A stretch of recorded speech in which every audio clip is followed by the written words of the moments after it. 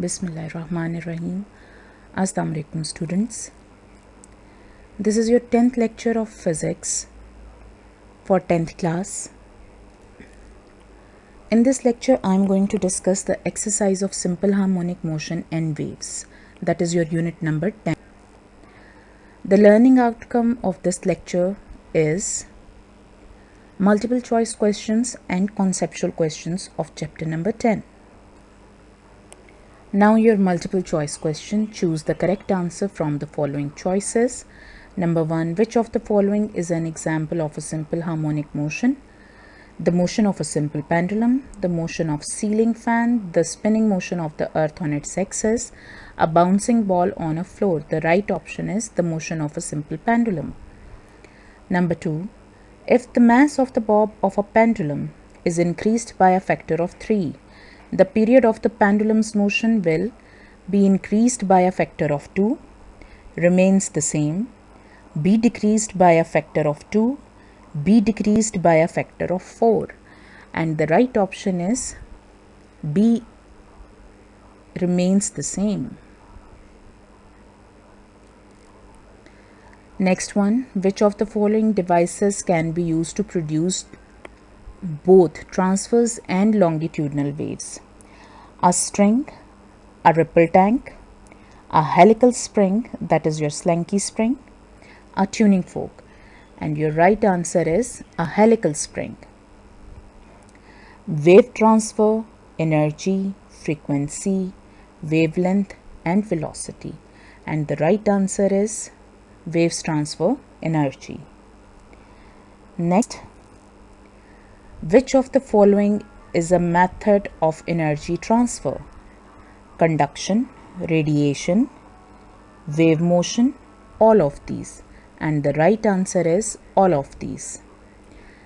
Next, in a vacuum, all electromagnetic waves have the same speed, frequency, amplitude, wavelength. And the right answer is speed.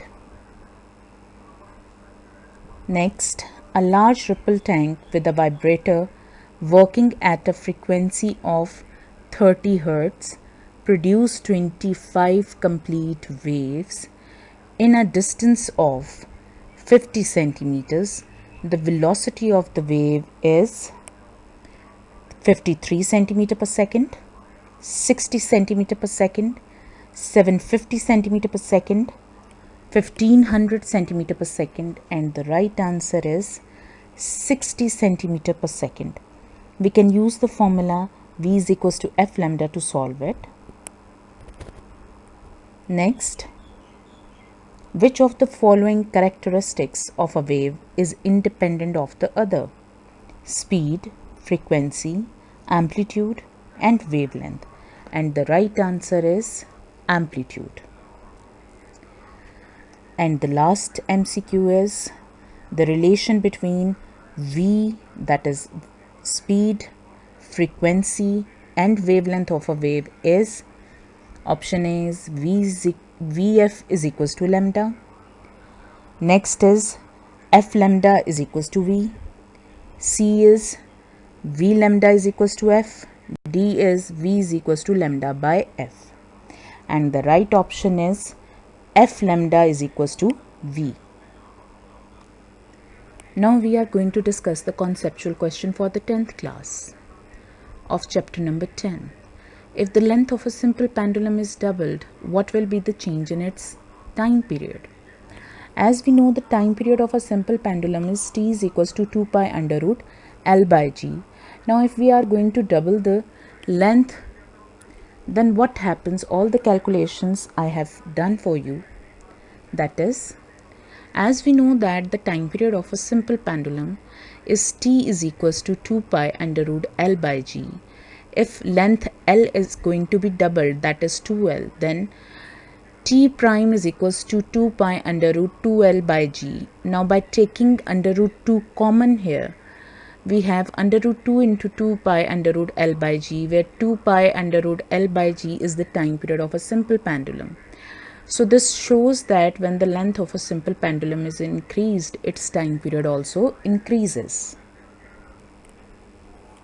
Now the next question, a ball is dropped from a certain height onto the floor and keeps bouncing. Is the motion of the ball simple harmonic? Explain. Now this is not the case. When the ball is dropped from a certain height onto the floor, it keeps bouncing, and at each bounce it will decrease its height. So its motion is not to and fro motion at every bounce. So its motion is not a simple harmonic motion. No, the motion of a bouncing ball is not the example of a simple harmonic motion because its motion is not a vibratory motion.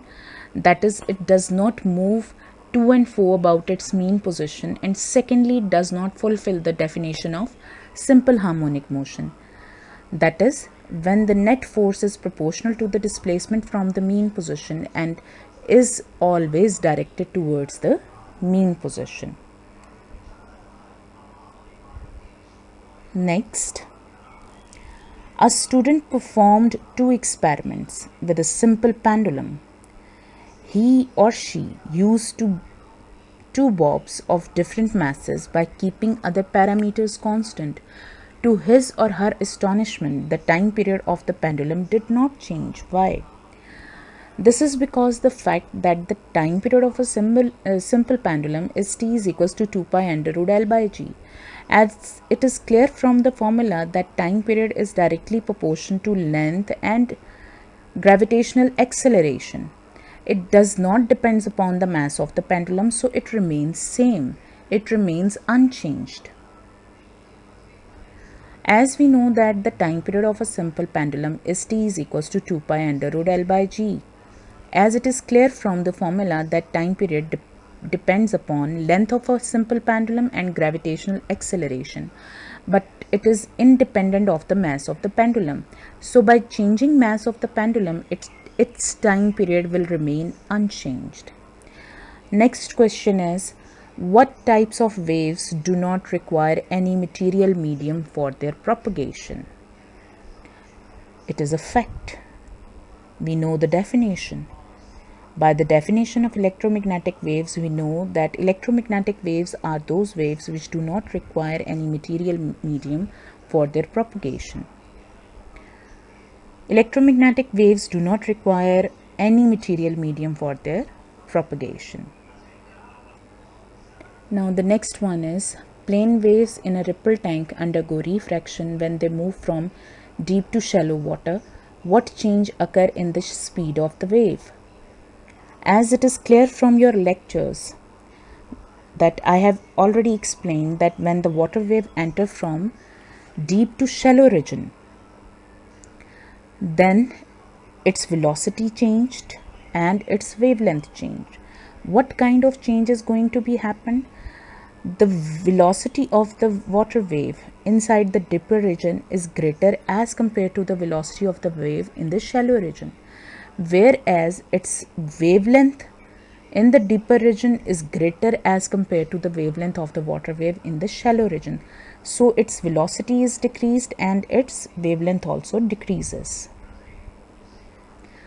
When the plane water waves enter from deep to shallow region, their wavelength and wave speed decreases during refraction. This is your last short question for 10th chapter. I hope you will understand this lecture and you will enjoy this lecture.